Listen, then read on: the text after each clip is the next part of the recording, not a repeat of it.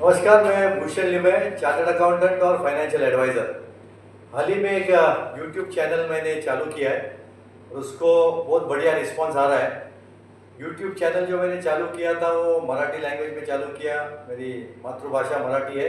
लेकिन जो YouTube channel देख रहे थे, बहुत लोगों का एक रिक्वेस्ट था कि सर आप हिंदी में भी अच्छे अच्छे वीडियोज़ बनाइए, तो ये मेरा पहला वीडियो है हिंदी में।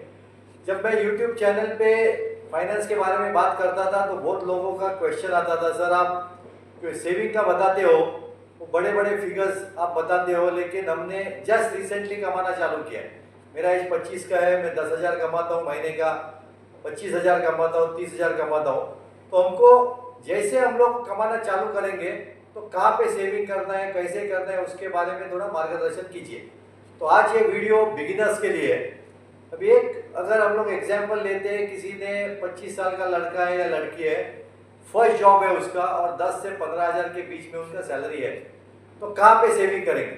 अभी सेविंग करने के लिए बहुत सारे ऑप्शंस है। लोग एसआईपी में सेविंग करते हैं, स्टॉक मार्केट में सेविंग करते हैं, प्रोविडेंट फंड में सेविंग करते हैं, लाइफ इंश्योरेंस में करते हैं, पोस्ट में करते हैं, गोल्ड में करते हैं, सिल्वर में करते हैं, बहुत सारे ऑप्शंस है।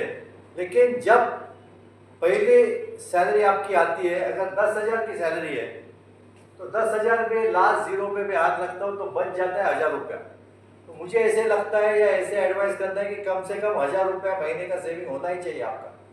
और जो ऑप्शंस आपको बताया मैंने, उस ऑप्शंस में से पहला ऑप्शन है मेडिक्लेम का। आपका खुद का जो कमाने वाला बंदा है उसका मेडिकल इंश्योरेंस, एक अच्छा मेडिक्लेम की पॉलिसी होनी चाहिए।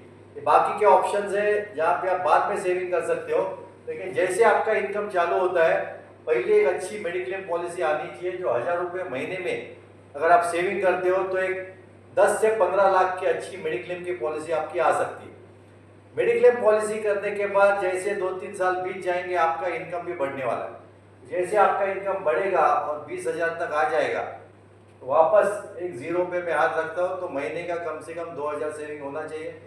मेडिक्लेम की पॉलिसी ऑलरेडी चल रही है आपकी, तो मेडिक्लेम के साथ में एक अच्छा सा एसआईपी आप चालू कर सकते हैं। एसआईपी का जो इन्वेस्टमेंट है वो शॉर्ट टर्म के लिए भी होता है, लॉन्ग टर्म के लिए भी होता है, लेकिन लॉन्ग टर्म आप व्यू रखोगे तो आप अच्छा पैसा कमाओगे। एसआईपी में शॉर्ट टर्म का मतलब है 2-3-4 साल। अगर शॉर्ट टर्म के लिए आप एसआईपी रखते हो तो शायद आपको अच्छे रिटर्न ना मिले या नेगेटिव रिटर्न भी आ सकते हैं, तो आपको थोड़ा लॉन्ग टर्म हॉरिजॉन रखना बहुत जरूरी है। तो जैसे आपका 20,000 का इनकम होता है, आपको मेडिक्लेम की भी पॉलिसी लेनी चाहिए और एसआईपी भी करना चाहिए। जैसे वापस आपका इनकम बढ़ेगा, जैसे 30,000 का इनकम हो जाएगा, फिर आपको मेडिक्लेम जो ऑलरेडी चालू है, एसआईपी भी चालू है, उसमें आपको एडिशन करना पड़ेगा एक अच्छी लाइफ इंश्योरेंस पॉलिसी की। 1,000 रुपया पर मंथ अगर आप सेविंग करते हो तो करीब 5 से 10 लाख का एक अच्छा इंश्योरेंस का पॉलिसी आपको आ सकता है। तो जैसे आपका इनकम बढ़ेगा आप अलग अलग प्रोडक्ट में इन्वेस्टमेंट कर सकते हो।